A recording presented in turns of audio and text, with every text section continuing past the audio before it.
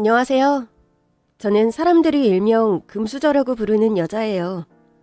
태어나 보니 아빠가 몇백억대 부자였어요. 대중교통을 이용해 본 것도 대학에 가서가 처음이었죠. 학창시절 내내 운전기사 아저씨가 학교에 데려다 주셨는데 대학교에 가니 스케줄이 딱 정해지질 않더라고요. 계속 기다리시게 하는 것도 죄송해서 처음으로 혼자 귀가를 하려고 하는데 남자 선배가 말을 걸더라고요. 미애야, 집에 가? 네. 선배 혹시 택시 어디서 타는지 아세요? 택시? 학교 앞에서 버스 타면 금방일 텐데. 너 집이 어디야? 저 대치동이요. 강남구 대치동? 네. 선배는 저를 데리고 가더니 같이 노선도를 확인해 줬어요. 이렇게 가면 되는데 갈 수 있겠어? 저는 멍해지고 말았습니다. 선배, 사실 저 지하철이나 버스를 타본 적이 없어요. 저 그냥 택시 타는 곳만 알려주시면. 제가 대학에 다닐 때만 해도 지금처럼 카카오 택시 같은 게 없었거든요. 혹시나 학교 안으로 들어온 택시가 없나 두리번거리고 있는데 선배가 불쑥 그러는 거예요. 그럼 내가 데려다 줄까? 네? 갑작스러운 제안에 당황했지만 친절하고 착하기로 소문난 선배였다 보니 사실 저도 호감이 좀 있었던 사람이었거든요. 결국 저는 선배와 함께 버스를 탄 뒤 지하철을 갈아타고 겨우 집에 도착했습니다. 나 이제 가볼게. 저희 집은 대치동에 있는 고급 빌라였는데 지하철역에선 좀 먼 편이었어요. 선배, 잠깐만요. 저는 급히 운전기사 아저씨께 전화를 걸어 선배를 좀 데려다 달라고 부탁했어요. 선배는 기함하더라고요. 아니야, 나 괜찮아. 조금만 걸어가면 지하철역인데 뭘. 오늘만 타고 가세요. 저 때문에 시간도 너무 늦었고. 선배 집이 어디세요? 나는... 그쯤 기사 아저씨가 도착하셨고 저는 선배와 인사를 나눴습니다. 내일 또 봬요. 오늘 고맙다. 제가 더 고맙죠. 그날의 일을 계기로 선배와 저는 가까워지기 시작했습니다. 결국 우리는 캠퍼스 CC가 됐고 대학을 졸업할 즈음 제가 선배에게 먼저 프로포즈했습니다. 우리 결혼하자. 미애야, 너도 알다시피 나는 고아나 다름없고 집안 형편도 너무 차이가 나. 너희 부모님이 반대하실 거야. 누가 뭐래도 이건 내 인생이고 내가 사랑하는 건 자기뿐이야. 잘 말씀드리면 엄마랑 아빠도 결국엔 응원해 주실 거야. 선배의 형편이 어렵다는 건 교제 전부터 알고 있었습니다. 저희 집 기사 아저씨께 선배를 좀 데려다 달라고 한 날 물어봤었거든요. 선배 집이 어디냐고. 기사 아저씨가 그러시더라고요. 달동네에 살더라고. 그 얘기를 듣는데 저는 오히려 그 사람에게 더 관심이 가고 안쓰럽고 그랬어요. 물론 부모님께 그와 결혼하겠다고 하자 그의 말대로 저희 엄마는 선배를 보려고도 안 했습니다. 살아온 환경이 얼마나 중요한데 비슷한 사람끼리 만나라는 어른들 말씀이 괜히 있는 게 아니야. 엄마, 그 사람 진짜 착하고 성실해. 나한테도 얼마나 잘하는데. 엄마랑 아빠한테도 진짜 잘할 거야. 물론 착하고 성실하다고 하니 사람은 괜찮은 것 같은데. 여보, 이런 일에 여지를 주면 어떡해요. 여지가 아니라 나는 남자가 성실하고 배짱만 있으면 뭐라도 할 수 있다고 생각해요. 그래도 우리 딸이 그렇게 좋다는데 얼굴은 한번 봐야 하지 않을까? 다행히도 아빠는 선배의 사정을 듣고도 제 말을 믿어주시더라고요. 얼마 후 저는 선배를 부모님께 소개시켰습니다. 선배는 착하고 싹싹했고 엄마와 아빠도 그런 선배가 싫지 않은 눈치였습니다. 그런데 부모님이 안 계신 거나 다름없다던데 그게 무슨 뜻인가? 네. 아버지는 돌아가셨고 엄마는 행방불명 상태세요. 뭐? 어쩌다가? 어느 날 갑자기 저만 두고 집을 나가셨어요. 그때부터 행방불명 상태신데 어디선가 잘 살고 계실 거라고 믿고 있어요. 선배가 모친에게 버림받은 거나 다름없다는 사실을 안 엄마는 안쓰럽다는 듯 그를 봤습니다. 그럼 언제부터 혼자 지낸 거야? 고등학교 때부터요. 아무래도 혼자 지내다 보니 형편이 넉넉지 않았습니다. 죄송해요. 이렇게 자격 없는 제가 미애를 사랑해서 정말 죄송합니다. 저는 부모님이 반대하신다면 미애랑 헤어질 생각입니다. 오빠! 그의 말에 저는 당황했지만 그는 단호한 눈빛으로 저에게 말했어요. 부모님이 반대하실 땐 이유가 있는 거야. 지금은 우리가 사랑해서 눈에 뵈는 게 없지만 내 욕심 때문에 사랑하는 여자를 고생시킬 만큼 뻔뻔한 놈은 못 돼. 우리 어머님, 아버님 말씀 따르자. 그게 맞아.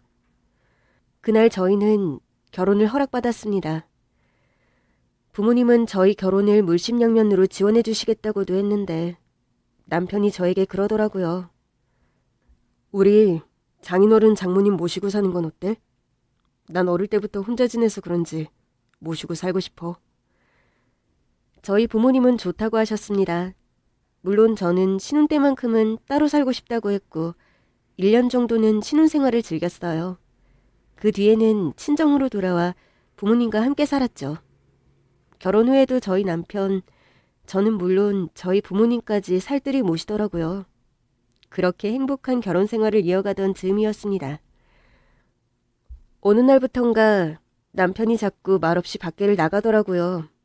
그러더니 어느 날 낮에는 웬 중년의 여자가 우리 집 초인종을 누른 거예요. 일하는 아주머니가 난처해하고 있더라고요. 작은 사모님, 밖에서 자꾸 웬 여자가 문 좀 열라고 자기도 여기 식구라면서 소리를 쳐요. 도대체 무슨 일인가 싶어 제가 직접 나가봤습니다. 도대체 누구신데 남의 집 앞에서 소란을 피우시는 거죠? 혹시 미애? 제 이름을 어떻게 아세요? 맞구나. 어떻게 알긴. 우리 아들이 알려줬으니까 알지. 그 여자는 행방불명됐다던 남편의 엄마, 즉 저희 시어머니였습니다. 그분은 한눈에 봐도 비싼 명품을 온몸에 두르고 있었어요. 일단 집으로 모시고 들어와 남편에게 전화를 걸었습니다.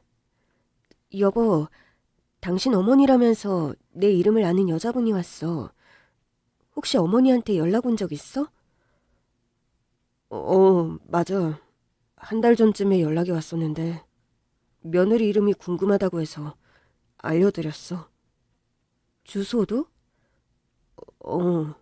어디 사는지 궁금하다고 하셔서 알려드린 건데 미안해. 그렇게 찾아오실지 몰랐네. 일단 모시고 있을 테니까 일 끝나는 대로 집으로 와요. 자기야, 진짜 미안해. 최대한 빨리 갈게.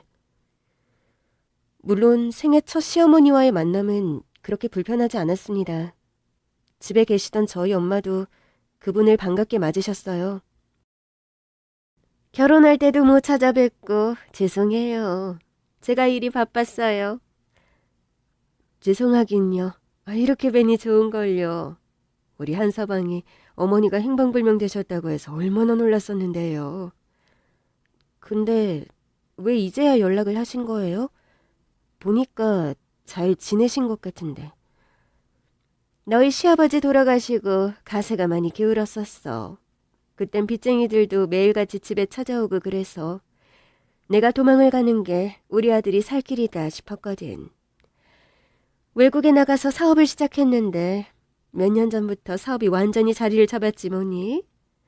사업이 자리를 잡으니까 또 일이 바빠져서 우리 아들한테 연락해야지 하다가 한 달 전에서야 연락을 한 거야. 근데 그새 결혼을 했다고 며느리 이름이 미애라고 듣고 난 다음부터 어찌나 보고 싶던지. 그래서 냉큼 달려온 거야. 그럼 한국에는 잠깐 들어오신 거예요? 잠깐 있을 수도 있고, 아니면 그냥 놀러 앉을 수도 있고. 그럼 사업은 어떻게 하시고요? 이제 벌만큼 벌었어. 막상 와서 이렇게 우리 며느리도 보고 나니 인생 뭐 있나 싶네. 돈이 중요한가? 가족이 같이 사는 게 중요하지. 몇 시간 뒤 아빠와 남편도 집으로 돌아왔고 모자의 상봉이 이루어졌습니다. 한 달 전에 연락했다는 두 사람은 서로를 부둥켜 안은 채 엉엉 울더라고요. 우리는 다 함께 저녁을 먹었고 저희 부모님은 시어머니께 주무시고 가라며 손님방을 내어드렸습니다. 그러나 시어머니는 한사코 거절하시더라고요. 이러실까봐 근처에 호텔 잡아놓고 왔어요. 저는 호텔에서 편히 쉬는 게 더 좋으니까 저희 아들만 잘 부탁드립니다. 그렇게 시어머니가 돌아가셨고 남편은 기분이 좋은지 샤워를 하면서 콧노래까지 부르더라고요. 그러나 저는 뭔가 좀 찜찜했습니다. 사업에 성공했다는데 어렵게 성공한 사업을 관두고 한국에 정착할 수도 있다는 말이 가장 이상했어요. 샤워를 마친 남편에게 물었습니다. 어머님 말이야, 무슨 사업을 하셨대? 글쎄, 나도 한 달 전에 전화 한 번 받고 오늘 처음 본 거라서. 그래? 근데 왜? 아니야. 그렇게 잘 사셨는데 왜 이제야 자기한테 연락을 하셨나 싶기도 하고. 워낙에 자식에게 관심이 없던 분이었어. 그러니까 나만 버리고 갔었겠지. 그런 엄마인데도 다시 만나서 좋다고 울고 콧노래까지 부르던 남편이 짠하더라고요. 근데도 좋아? 다시 만나니까? 그래도 엄마니까. 남편이 짠한 건 짠한 거고 아무래도 찜찜했습니다. 저는 고민 끝에 시어머니에게 연락했습니다. 어머니, 저 미애예요. 시간 되시면 저랑 브런치 안 하실래요? 아유, 나야 언제든 오케이지. 저는 시어머니와 함께 분위기 좋은 고급 브런치 카페에서 만났습니다. 어머니, 혹시 외국으로 가시는 게 몇 년도예요? 우리 아들 고2 때니까... 저는 시어머니에게 이것저것 궁금했던 것들을 묻는 척 정보를 캐냈습니다. 그리고 우리의 대화는 제 휴대폰에 녹음되고 있었어요. 저는 그날 알아낸 것들을 토대로 사설탐정에게 연락했습니다. 저 뒷조사를 좀 하고 싶은데요. 이분이 외국에서 사업을 했다는데 언제 출국해서 어떤 사업을 했는지 좀 알아봐 주세요. 그 뒤로도 저는 일부러 시어머니와 자주 만나면서 이런저런 정보를 캐내려고 했어요. 그렇게 쉽게 아들을 버리고 간 분이 갑자기 아들 내외가 있는 한국에서 살겠다는 것도 좀 의심스럽고, 혹시 아들이 부잣집에 장가를 간 걸 알고 나타난 건 아닌가 의심스럽더라고요. 물론 이 사실은 남편과 우리 가족 모두에게 비밀이었습니다. 그리고 수년이 흘렀습니다. 요양병원에 입원한 엄마를 남편이 극진히 보살피고 있었어요. 그런데 엄마가 자꾸만 남편 옆에 귀신이 붙어있다고 말을 하는 거예요.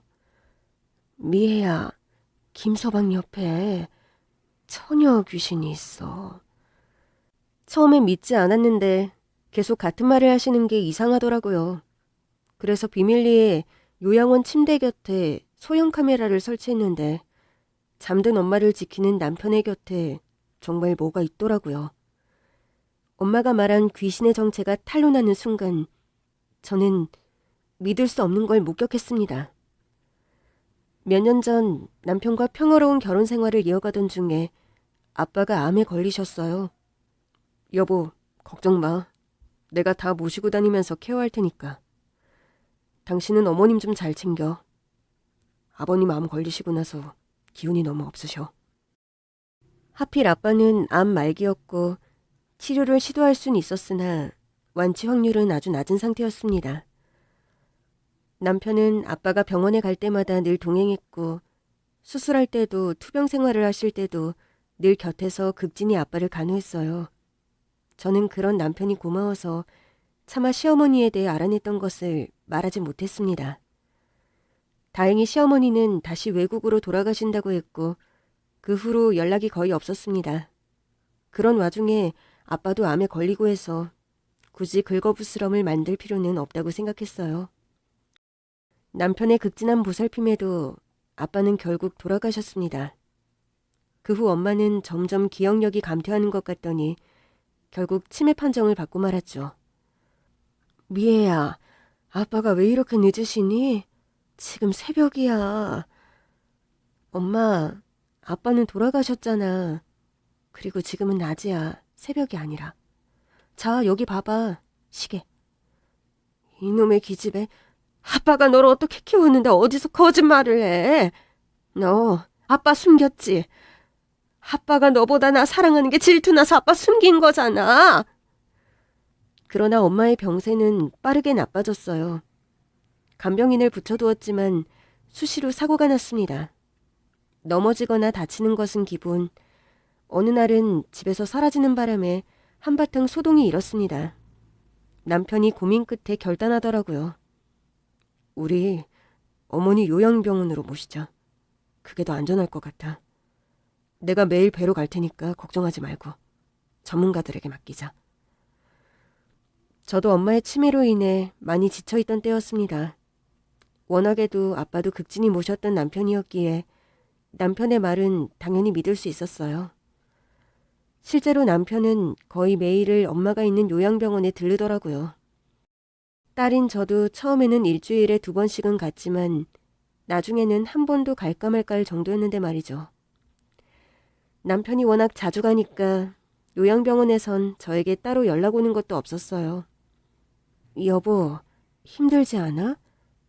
내일은 내가 갈게. 부모님 모시는 게 뭐 힘들어. 내가 가면 어머님께서 얼마나 좋아하시는데. 아버님 돌아가시고 어머님까지 아프셔서 당신이야말로 힘들지. 내가 갈게. 당신은 신경 쓸 거 없어. 그러던 어느 날 남편이 몸살이 났어요. 그럼 그렇지. 너무 무리한다 했어. 오늘은 내가 엄마도 보고 올 테니까 당신은 좀 있어. 가보려고? 내가 어제도 다녀와서 안 가도 될 거야. 그런가? 오늘은 당신이 나 좀 돌봐줘. 오랜만에 당신이랑 이렇게 있으니까 정말 좋다. 오랜만에 보는 남편의 어리광에 저는 그의 곁을 지켰습니다. 남편은 병원에 다녀온 뒤 약을 먹고 잠이 들었어요. 그런데 남편의 휴대폰으로 계속 전화가 오더라고요. 액정을 보니 요양병원이었습니다. 저는 남편의 휴대폰을 들고 조용히 방에서 나왔습니다. 여보세요? 안녕하세요. 혹시 박경숙님 따님이신가요? 네, 맞아요. 아니, 근데 왜 연락이 남편 휴대폰으로 오는 거죠? 분명 보호자는 제 이름으로 되어 있을 텐데요. 아, 예. 그런데 워낙에 사위분이 자주 오시니까 직접 연락을 달라고 하시더라고요. 저희는 그래서 남편이 워낙 자주 병원에 들르니까 저에게 따로 연락이 오지 않는 줄만 알았는데 남편이 그 사이 엄마의 보호자 정보를 본인의 것으로 바꿔놨던 거더라고요. 일단 알겠어요. 근데 오늘은 무슨 일로? 네. 박경숙 님이 자꾸 이상한 소리를 하셔서요. 오늘은 보호자분이 없으셔서 그런 건지. 뭐라고 하시는데요? 보호자분 옆에 처녀 귀신이 있다고. 저희 남편이요? 네. 남편분은 오늘 오시지도 않았는데 자꾸 그러시니까 아무래도 보호자분께 상태는 말씀드려야 할 것 같아서요. 엄마한테 제가 지금 간다고 말씀드려주세요. 제가 지금 갈게요. 저는 남편이 잠든 것을 확인한 뒤 엄마가 있는 요양병원으로 향했습니다. 가는 내내 생각했어요. 도대체 남편은 왜 나에게 허락도 없이 보호자 정보를 자신의 것으로 바꿨을까? 하긴 저보다 더 자주 엄마를 보러 가는 사람이 남편이었으니 저더러 신경 쓰지 말라고 저를 생각해서 바꿨으려니 생각할 수는 있었습니다. 그런데 요양병원에 도착해서 들은 엄마의 말은 더더욱 이상했습니다. 미애야, 김서방 옆에 처녀 귀신이 있어. 엄마는 저를 보자마자 대뜸 그러더라고요. 그때까지 한 번도 들어보지 못한 얘기였습니다. 엄마, 이제 귀신도 보여? 진짜라니까. 김서방 옆에 처녀 귀신이 있어. 일단 저는 보호자 정보를 남편의 것으로 그냥 뒀어요. 다만 엄마가 이제 헛것도 보이나 싶어 마음이 좀 심란하더라고요. 이제부터는 너무 남편에게만 맡기지 말고 나도 좀 자주 와야겠다 싶었습니다. 이러다간 엄마도 언제 돌아가실지 모르겠다는 생각이 들더라고요. 병원에서 나오는데 남편에게서 전화가 왔습니다. 여보, 어디야? 왜 집에 없어? 나 엄마 병원. 자기 휴대폰으로 계속 전화가 오더라고. 아, 그거, 여보, 보호자 이름 바꾸는 건 다른 게 아니라, 나 생각해서였겠지. 나 신경 쓰지 말라고. 맞아. 난 또 여보가 오해할까봐 걱정했네. 내가 오해할 게 뭐 있어. 남편과 통화를 하면서 주차장으로 가고 있었어요. 그런데 저 앞에서 차 문을 열고 있는 여자의 뒷모습이 눈에 익더라고요. 온몸에 휘두른 명품, 마치 보란 듯이 큰 로고가 박혀 있는 게 수년 전에 본 시어머니의 차림과 비슷해 보였습니다. 여보, 혹시 요즘 어머니랑 연락해? 아니, 전혀. 연락했으면 당신한테 말을 했겠지. 그치? 그 여자가 탄 차가 제 앞에서 주차장을 빠져나갔고 저는 그 차가 나가는 모습을 하염없이 보고 있었어요. 갑자기 그건 왜? 아, 아니야. 갑자기 생각나서. 나 지금 가려고. 집에 가서 얘기해. 엄마 때문에 심란해서 갑자기 오래전 그 일이 떠오른 건가 생각했습니다. 수년 전 사설 탐정에게 알아낸 결과 시어머니는 외국에 나간 적도 사업을 한 적도 없더라고요. 시어머니는 내내 한국에서 살았고 여행으로조차 외국에 나가본 적이 없더라고요. 시어머니에게 이 사실을 확인해봐야 하나 고민하던 차 갑자기 시어머니가 선수를 쳤습니다. 나 이제 그만 돌아가려고. 시어머니와 저 남편이 함께 밖에서 저녁을 먹는 자리였습니다. 갑자기요? 뭐가 갑자기야. 이제 그만 가서 일해야지. 여기서 눌러 살까 한 건 그냥 니들 보니까 반가워서 충동적으로 한 생각이고 우리 직원들 생각하면 또 열심히 일해야 하지 않겠니? 정말 운영하는 사업체가 있는 사람처럼 말을 하시기에 솔직히 좀 혼란스러웠습니다. 사설 탐정이 뭘 잘못 알아낼 수도 있나 싶더라고요. 저는 내친 김에 시어머니의 사업에 대해 자세히 묻기로 했습니다. 어머니, 그런데 무슨 사업을 하시는 거예요? 내가 지금 입고 있는 거 만들어. 명품이요? 너 같은 부잣집 딸이 봐도 명품 같지? 저는 이게 다 무슨 소린가 싶었습니다. 외국에서는 이런 짝퉁 많이 만들거든. 내가 상대하는 곳이 좀 못하는 나라. 그런 나라에서는 이런 짝퉁이 잘 팔리거든. 솔직히 자랑할 만한 사업은 아니니까 그동안 니들한테는 뭐 한다고 말을 못하겠더라고. 그래도 나 이걸로 돈 꽤 벌었다. 그럼 혹시 사업자 등록도 안 하셨어요? 사업자 등록? 아유, 내가 사는 데서는 그런 거 안 해도 돼. 어디 사시는데요? 그건 알 거 없고 난 잘 살고 있으니까 니들이 나 걱정 없이 잘 살아. 지금껏 모르고 살았는데 이제와 니들한테 짐이 될 생각은 추호도 없으니까. 시어머니의 얘기를 듣고 나자 그래서 사설 탐정이 시어머니가 사업을 한 적이 없다고 판단한 건가 싶었습니다. 그러나 시어머니가 외국에 한 번도 나간 적 없다는 말은 또 어떻게 이해해야 하나 싶었어요. 저는 혹시나 해서 물었습니다. 어머니, 혹시 외국에 나가실 때 비행기가 아니라 배나 이런 거 이용하세요? 쉿, 예, 그것도 비밀이야. 시어머니는 자신이 사는 방식에 대해선 초지일관 비밀로 일관했습니다. 제가 사설 탐정을 쓴 게 의미가 없다 싶을 만큼 그분의 삶엔 비밀이 많았어요. 그래도 이후로 연락이 오지도 않았고 알아서 잘 사시려니 생각하고 있었습니다. 얼마 후 또 엄마를 보러 갔는데 엄마가 이번에도 같은 소리를 하시더라고요. 미애야, 김서방 옆에 처녀 귀신이 있어. 아무래도 이상해서 저도 좀 더 물어보기로 했어요. 어떻게 생겼는데? 늙은 처녀 귀신. 처녀 귀신인데 늙었다고? 아주 못된 처녀 귀신이야. 처녀 귀신인데 늙었다고 했다가 못됐다고 했다가 말이 계속 바뀌는 걸 보니 역시나 엄마가 헛소리를 하는구나 싶더라고요. 그런데 엄마의 손가락이 좀 이상했습니다. 엄지에 밴드가 감겨 있더라고요. 엄마, 이게 뭐야? 다쳤어? 못된 처녀 귀신이 그랬어. 뭐? 있지도 않은 처녀 귀신이 그랬다는 말에 한숨이 다 나오더라고요.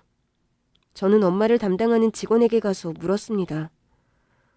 저희 엄마 엄지손가락에 왜 밴드가 붙어 있는 거죠? 어머? 남편분에게 못 들으셨어요? 남편분이랑 같이 있다가 다치셨다고 남편분이 직접 붙여주신 거예요. 네?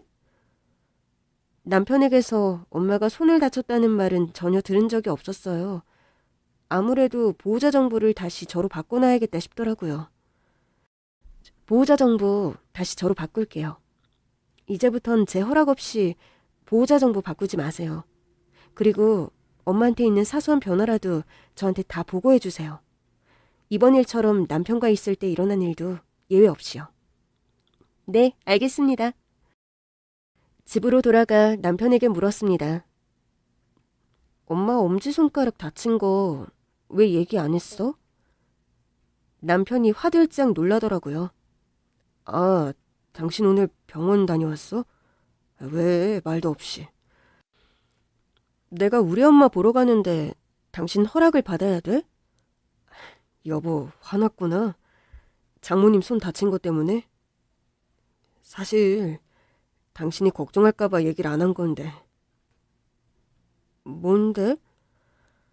장모님이 어디서 나신 건지 칼로 자해를 하신 것 같더라고. 뭐? 그걸로 엄지 지문 쪽 껍데기를 막 벗기려고 하셨더라니까. 놀라서 치료해서 밴드까지 붙여드렸지. 직원은 모르던데? 말 안 했어. 말을 안 하면 어떡해. 더 잘 지켜보라고 말을 해야지. 알았어. 내가 지금 바로 갈게. 남편은 바로 요양병원으로 전화를 걸었고 저는 남편에게 보호자 등록 정보를 바꿨다는 건 알려주지 않았어요. 내 엄마인데 내가 보호자를 하는 게 이상한 일도 아니고 그동안 아빠의 병수발부터 너무 남편에게 다 일임했다 싶더라고요. 덕분에 몸은 편했지만 이제 와보니 아빠의 마지막 모습이 잘 기억이 나지 않더라고요. 다음 날 남편에게서 문자가 왔습니다. 여보, 나 오늘 일 끝나고 어머님 뵙고 올게. 저는 남편의 퇴근 시간에 맞춰 휴대폰에 미리 깔아둔 앱에 접속했어요. 앱을 켜자마자 저는 화들짝 놀라고 말았습니다. 엄마가 침대에 앉아서 칼로 자신의 밴드를 붙이지 않은 다른 엄지손가락 지문을 벗기고 있는 거예요. 마침 남편이 병실에 도착했습니다.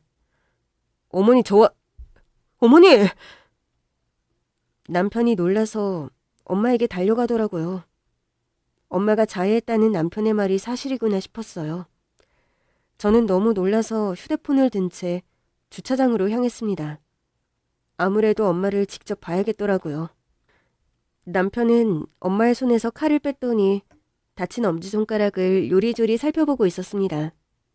정말 그런 줄도 모르고 남편을 의심했다 싶어 미안하더라고요. 네, 사실 남편을 의심해서 엄마의 침대 옆에 초소형 카메라를 설치했습니다.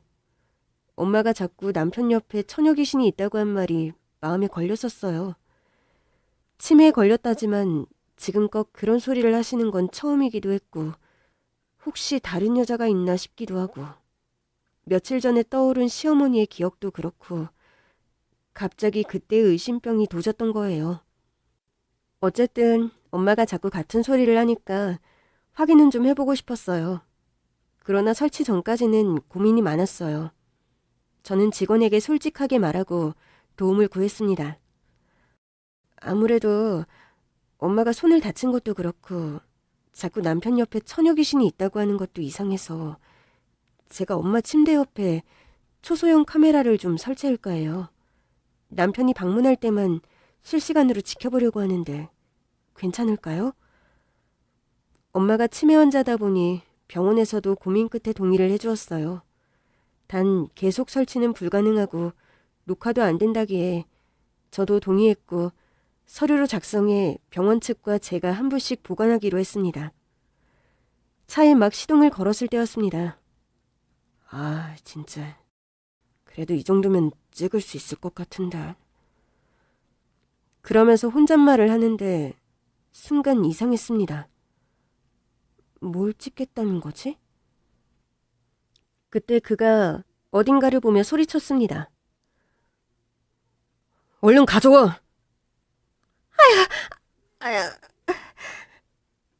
남편은 엄마의 뒤로 가더니 엄마의 몸을 결박하기 시작했습니다. 어머니, 제가 소독해드릴게요. 쉿!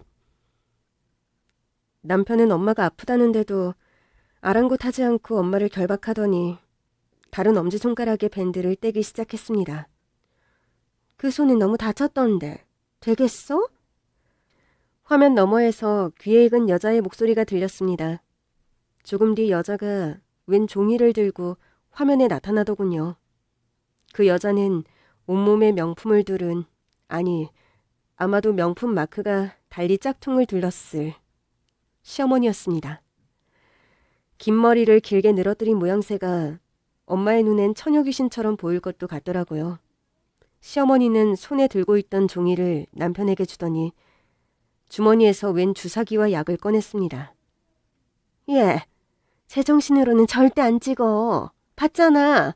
지난번에도 몸부림쳐가지고 나 숨고 직원들 달려오고. 아우 지겨워. 그러지 말고 머리를 쓰자고. 그러더니 주사기로 약물을 주입해 엄마의 링거줄에 투약을 하는 겁니다. 사돈, 오늘은 그냥 푹 주무세요. 주무시고 나면 다 해결돼 있을 거예요. 저는 너무 놀라서 차를 갓길에 세우고 말았습니다. 조금 뒤 엄마는 스르르 잠이 들었고 두 사람은 그 종이에 엄마의 지문을 찍으려 했습니다. 엄마, 좀 제대로 해봐. 자꾸 움직이잖아. 더 좀 푹 재울 순 없니? 아, 왜 이렇게 움직이는 거야? 저는 너무 놀랐지만 이대로 멈춰 있을 순 없었어요.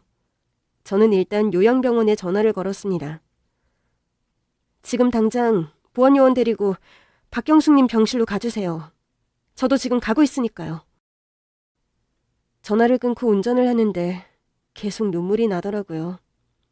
화면 속 두 년놈은 계속해서 엄마의 엄지손가락을 종이에 찍으려고 했고 엄마는 비몽사몽 와중에도 격렬하게 그것을 거부하고 있었습니다. 요양병원에 도착하자마자 저는 휴대폰을 들고 병실을 향해 뛰기 시작했습니다. 도착해보니 보안요원들과 남편, 시어머니가 대치 중이더라고요. 남편은 저희 엄마의 모발에 칼을 겨누고 있었습니다. 당신 뭐 하는 거야? 아, 우리 여보 왔네? 여보, 쟤들 좀 치워. 당신 엄마 지금 당장 숨통 끊어지는 거 보고 싶지 않으면 칼 내려놔. 내가 미쳤냐? 일단 쟤들부터 내보내라고. 직원이 난처하다는 듯 말했어요. 저희가 들어오자마자 저렇게 협박을 시작했어요. 112 불렀죠? 네, 불렀어요. 112를 불렀다는 말에 남편은 더 흥분했습니다. 112 부르지 말라고! 그러면서 더 가까이 엄마의 목에 칼을 갖다 대는데 제가 지금껏 어떤 놈이랑 살았던 건지 소름이 다 끼치더라고요. 저는 남편과 시어머니, 아니, 두 년놈에게 소리쳤습니다. 당장 우리 엄마한테서 떨어져! 세상에 침대 위에 피가 가득하더라고요. 엄마는 비몽사몽 상태로 남편에게 결박돼 있으면서도 엄지손가락을 옷 속에 숨기고 있었습니다. 두 연놈도 보안요원이 갑자기 들이닥치자 당황한 건지 아까 엄마의 지장을 찍으려던 서류가 바닥에 떨어져 있더라고요. 확인해보니 엄마 명의의 부동산 증여 계약서였습니다. 기가 차서 진짜. 니들 언제부터 작당한 거야? 어디 겁도 없이 우리 엄마한테 이런 짓을 해. 그런데 갑자기 남편이 말투를 바꿔 얌전한 척을 하더군요. 여보, 오해야. 일단 저 사람들부터 내보내고 나랑 얘기하자. 무슨 오해? 내가 납득이 가야 저 사람들을 내보내든지 말든지 하지. 일단 장단을 맞춰주는 척 물러서지 않았습니다. 엄마가 갑자기 나타나서는 빚이 많다고 돈 좀 구해달라고 엄마가 다 모의한 거야. 난 돕기만 했어. 그걸 말이라고 하니 지금? 어머 얘 아니다. 나 한 번도 얘 두고 행방불명된 적 없어. 나 얘가 대학생 때 니네 집 운전기사가 차 태워주는 것도 다 봤어. 얘가 그날 집에 오더니 자기 땡 잡았다고 부잣집 년 꼬셔서 결혼할 거라고 그랬어. 이 새끼가 진짜 이제 엄마까지 팔아먹냐? 그 순간 투병하던 아빠의 곁을 지키던 남편의 모습이 떠올랐습니다. 순간 온몸에 소름이 돋더라고요. 너 설마 우리 아빠한테도 이런 짓 했니? 당연히 못했지. 너랑 어머님이 눈 시퍼렇게 뜨고 있는데 어떡해. 그땐 그냥 믿게 하려고 밑작업한 거고. 이럴 줄 알았으면 그때 아버님 잘 구슬려서 조금이라도 받아두는 건데. 뭐? 아버님이 나한테 땅 좀 주신다고 했었는데 내가 그래도 양심이 있어서 그건 안 받았다고. 네가 무슨 양심이 있어. 양심이 있는 인간이 이런 짓을 해? 이렇게 크게 한탕할 거니까 그건 안 받았다고. 이 정도면 양심 있는 거지. 솔직히 말해 니네 아버지가 나 준다는 땅 저기 시골에 별거 없는 땅이었거든. 나한테 그거 먹고 떨어지라는 거야. 뭐야. 내가 미쳤냐 그걸 받게? 차라리 그거 안 받고 양심의 가책 없이 큰 탕 하나 하려고 했는데. 야, 솔직히 내 평생 니네 부모 뒤치다꺼리는 다 했는데 이 정도도 못 주냐?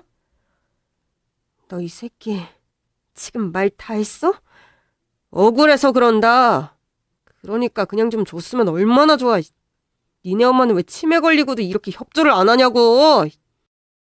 그러니까 내 아들이 평생 작업을 했는데 이렇게 한 푼을 안 내놓냐? 솔직히 니네 집도 너무한 거 아니니? 저는 정말이지 기가 찼습니다. 이보세요. 당신 아들 우리 집에 장가와서 뭐 하나 아쉬운 거 없이 떵떵거리고 살았어요. 그냥 이대로 살기만 했어도 평생 돈 걱정은 없이 살았을 거야. 근데 뭐? 해준 게 없어. 쥐뿔도 없는 놈 사랑 하나로 데려다가 부잣집 사위 만들어줬는데 해준 게 없어. 막말로 나한테 뭘 해줬니? 뭐라고요? 나한테 해준 거 없잖아. 나타나지도 않으셨잖아요. 내가 중간에 나타났을 때도 너 나한테 뭐 해준 거 하나라도 있어? 이봐요. 본인 사업 잘 돼서 필요한 거 없다면서요. 차라리 뭘 해달라고 말을 하지 그랬어요. 이렇게 뒤통수 칠 게 아니라. 예, 딱 봐도 짝퉁 입고 다니면 사정이 좋아봤자지. 너도 참, 부잣집 딸내미 아니랄까봐 눈치도 없고. 그러니까 우리가 이렇게 오랜 세월에 걸쳐서 이 짓을 한 거 아니야. 네가 어디 알아서 뭘 떼줄 눈치가 있어야 말이지. 결국 경찰까지 오고 난 뒤에야 상황은 종료됐습니다. 경찰이 총을 겨누자 시어머니는 냅다 두 손을 하늘 높이 들었고 남편 역시 결국 칼을 내려놓더라고요. 두 사람은 연행됐고 저는 피해자의 보호자로 동행했습니다. 경찰서에 가서도 두 년놈의 적반하장 태도는 계속됐습니다. 평생을 처가에서 노예처럼 살았습니다. 아버님 병수발도 제가 다 했고요. 어머님 병수발도 제가 다 했어요. 근데 갑자기 좀 억울한 생각이 드는 거예요. 이렇게 제가 다 했는데도 제 명의에 집 한 채, 건물 한 채가 없었거든요. 어머님이 갖고 계신 그 많은 건물 중에 딱 한 채만, 그것도 가장 저렴한 거 한 채만 제 명의로 바꿀 생각이었습니다. 제가 잘못했습니다. 경찰서에서는 얼마나 얌전한 척을 하던지 누가 들으면 그의 말이 다 사실이고 우리 집만 너무했다 싶게 들리더라고요. 조사를 마치고 나오기 전 영창에 갇혀있는 남편에게 한 가지 배 아픈 사실을 알려주기로 했습니다. 우리 아버지가 너 주려고 했다는 그 시골 땅. 그게 뭐? 토지 보상금으로 200억 나왔어? 그 순간 남편이 제가 서 있는 쪽으로 달려들더라고요. 뭐? 정말이지 기가 찼습니다. 저희 아버지가 그 땅을 남편에게 주려고 했다는 건 저도 처음 듣는 얘기였어요. 그 땅은 결국 저에게 왔거든요. 아버지가 돌아가시기 전에 나한테 그 땅 넘겨주시면서 그러더라. 그 땅이 곧 토지 보상금이 꽤 나올 거라고. 돈 받거든 당신도 좀 챙겨주라고. 근데 왜 안 줬어? 당연히 주려고 했지. 근데 갑자기 엄마가 치매 판정 받는 바람에 정신이 없었던 거고. 이것 봐. 네가 이러니까 내가 이렇게 된 거 아니야. 바로 줬어야지. 넌 내 남편이었잖아. 뭐? 넌 한탕에서 떠날 생각이었으니까 마음이 급했겠지만 난 너랑 평생 살 줄 알았으니까. 언제라도 주면 그만이었으니까. 그 말엔 그 나쁜 놈도 대꾸를 못하더라고요. 저희 부모님 자식이라곤 저뿐이었어요. 그냥 살았으면 자기 거나 다름없었을 텐데 사람 욕심이라는 게 이렇게 끝도 없는 거구나 싶더라고요. 한동안 엄마는 엄지손가락 치료를 받아야 했습니다. 가까이서 보니 엄지손가락이 말이 아니더라고요. 엄마 많이 아프지 않았어? 아팠어. 근데 왜 그랬어? 그냥 나한테 말을 하지. 너도 아파. 응? 너는 아프면 안 돼. 엄마의 말뜻을 깨달은 저는 엉엉 울고 말았습니다. 내가 알면 상처받을까 봐? 치매에 걸리고도 재산과 딸의 마음까지 보호한 엄마의 정신력이 대단하다 싶었어요. 저는 엄마를 모시고 집으로 돌아왔습니다. 어머, 내 손이 왜 이러니? 엄마는 그간의 일을 전혀 기억하지 못하셨어요. 그런데 신기하게도 요양병원에서 있을 때보다 정신이 더 온전하신 겁니다. 집으로 돌아와 하신 거라곤 제 시간에 꼬박꼬박 밥 먹고 약 먹고 저와 함께 매일 산책을 하는 것이 다였거든요.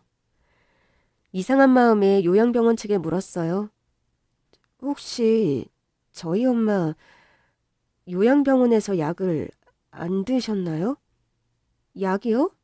아, 그 영양제 말씀하시는 거면 매일 드렸어요. 아니요, 영양제가 아니라 처방약이요. 어? 남편분이 드시는 약은 없다고 하셨는데? 이제 너무 심해서 약을 드셔도 소용이 없다고. 저는 기가 찼습니다. 약이 소용이 없다니. 저희 엄마는 치매 초기에서 중기로 넘어가던 중이었습니다. 병원에서는 약만 꼬박꼬박 잘 먹어도 증상을 늦출 수 있다고 했었는데 그러고 보니 갑자기 증상이 나빠져 남편이 엄마를 요양병원으로 모시자고 했던 기억이 나더라고요. 아주머니, 혹시 집에서 엄마 약 그 사람이 챙겨줬었나요? 예, 제가 챙긴다고 해도 직접 하신다고 하셔서요. 그날 저는 도미 아주머니와 함께 집안 곳곳을 샅샅이 뒤졌습니다. 그 결과 남편이 숨겨둔 엄마의 진짜 처방약을 찾을 수 있었습니다. 그동안 쌓인 약이 얼마나 많던지 이렇게 약을 안 드셨으니 증상이 나빠질 수밖에 없었겠더라고요. 저는 엄마를 모시고 병원으로 가서 다시 진단을 받은 뒤 처방약을 받아왔습니다. 약을 드신 후 엄마의 상태는 눈에 띄게 좋아졌어요. 좋아진 엄마의 상태에 감사하다가도 그 자식을 생각하면 가슴에서 불이 나는 것 같습니다. 결국 남편과 시어머니는 사기미수, 공갈미수로 징역형을 받았습니다. 형이 확정된 후 저는 처음이자 마지막으로 남편의 면회를 갔어요. 저를 본 남편은 마치 처음 만났을 때와 같은 모습으로 저를 반기더라고요. 여보 왔어? 나 그동안 반성 많이 했어. 내가 당신 덕에 잘 먹고 잘 살면서 갑자기 욕심이 많아졌던 것 같아. 내가 다 잘못했어. 여기서 나가면 내가 무릎 꿇고 사죄할게. 장모님께도 앞으로 더 잘할게. 그런 글을 보는데 이제 화가 나다 못해 짠하더군요. 그새 연기력이 늘었네. 여보, 날 가장 잘 아는 건 당신이잖아. 우리 엄마 말 믿지 마. 나 그런 소리 한 적 없어. 당신 집에 데려다 준 날도 그 집이 고급 빌라인 줄도 몰랐어. 운전기사가 데려다 줬잖아. 고급 승용차로. 아니, 그거야 뭐, 그럴 수도 있지. 가난하게 살았으니까. 역시 당신은 날 이해하는구나. 근데 잠깐이었어. 당신이 진짜 좋아서 결혼한 거고 결혼한 다음에는 진짜 진심으로만 살았어. 근데 못 살던 버릇 때문에 그랬나 봐. 나도 내가 왜 그랬는지 모르겠어. 궁금한 게 하나 있는데. 뭔데? 혹시 너 우리 아빠한테도 뭐 이상한 짓 했니? 절대 아니라니까. 그땐 장모님도 멀쩡하실 때잖아. 장인어른 곁에 늘 장모님이 계셨는데 내가 뭘 어떻게 해. 하긴 그땐 엄마가 아빠 약이며 식사며 다 챙겼으니까. 그 순간 남편이 말이 없더라고요. 자기 죄를 자기가 아는 눈치였습니다. 내가 생각하면 열불이 나지만 그래도 같이 산 세월이 있으니 이것까진 죄는 안 물을게. 너 내가 무슨 말 하는지 알지? 그는 대답이 없더라고요. 대신 변호사 통해서 이혼 서류 보낼 테니까 잔말 말고 도장 찍어. 여보. 알겠냐고. 엄마의 약을 숨기고 주지 않은 것에 대해선 입에 담고 싶지도 않더라고요. 근데 위자료는 좀 줄 거지? 저는 제 귀를 의심했습니다. 뭐라고? 아버님이 주라고 했다는 토지 보상금. 그건 이 일이 있기 전이었잖아. 그러니까 내가 이미 받아야 했던 돈 아니야? 당연히 네 거였다 이거야? 아니, 그 돈을 제때만 줬어도 내가 이렇게까진 안 했을 거 아니야. 인간이 뻔뻔해도 이렇게까지 뻔뻔할 수 있나 싶었습니다. 야, 말은 바로 해야지. 처음부터 작정하고 장가온 놈이 뭐? 내가 그 돈을 안 줘서 네가 이 짓을 했다고? 네가 돈만 뜯으려고 했으면 까짓 거 몇 푼 줄 수도 있었어. 근데 너 우리 엄마 약 숨기고 병세 악화시킨 건 네가 나한테 위자료를 퍼줘도 용서할 수가 없는 일이야. 솔직히 말해서 장모님 결국엔 나빠지실 거잖아. 약은 그냥 증상만 늦추는 거지 치료제도 아니고. 그래서 너는 잘못한 게 없다? 아니, 잘못한 건 맞는데 그게 뭐 그렇게까지 잘못한 건가 싶고. 솔직히 말해서 장모님도 차라리 정신을 아예 놔버리는 게 낫지 않나? 본인이 그런 상태인 걸 아는 게 더 괴로운 거 아니야? 더 말을 섞어봤자 제 속만 터지겠다 싶더라고요. 내가 너 평생 돈 걱정 없이 살게 해줄 테니까 걱정하지 마. 그럼 나랑 이혼 안 하는 거야? 저는 코웃음을 쳤습니다. 너 거기서 나오면 내가 우리 엄마 약 숨긴 걸로 다시 고소할 거야. 어디 평생 깜빵에서 살아봐. 그럼 평생 돈 걱정할 필요는 없겠지. 뭐라고? 그는 제가 나가는 뒤통수에 대고 계속 소리치더군요. 너 내가 이혼해 줄 줄 알아? 절대! 네 발등 네가 찍은 거야. 아주 좋겠다. 네 남편이 전과자 돼서 내가 평생 네 발목 붙잡고 안 놔줄 거야. 마지막까지 못 볼 꼴을 보이던 그놈, 결국 이혼 서류에 도장 찍었어요. 제 변호사가 단단히 일러줬거든요. 도장 찍어서 합의 이혼 안 하면 소송으로 이어질 거고, 결국 이혼 사유는 남편에게 있으니 소송에서 승소할 가능성은 무척 낮다고요. 그럼 시간과 돈만 더 쓰고 이혼하게 되는 셈인데 그래도 버틸 거냐고요. 그렇게 저는 그놈을 제 인생에서 치워버리는데 성공했습니다. 요즘 저의 행복은 엄마와 함께 두런두런 이야기를 나누며 산책을 하는 것입니다.